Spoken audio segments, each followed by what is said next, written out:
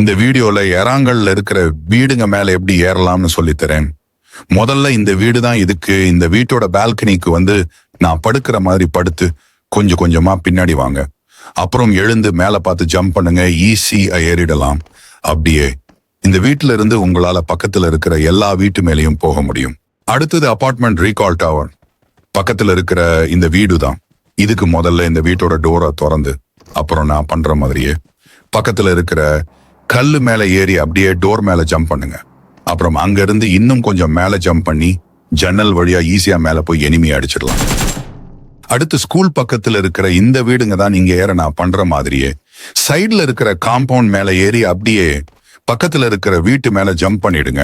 அவ்வளவுதான், உங்களால இங்க இருக்கிற எல்லா வீட்டு மேலயும் போக முடியும். அடுத்த வீடியோல இந்த மாதிரி இன்னும் நிறைய வீடுங்க மேல எப்படி ஏறணும்னு சொல்லி தரேன். அதுக்கு முன்னாடி மறக்காம நம்ம சேனலை சப்ஸ்கிரைப் பண்ணிக்கோங்க.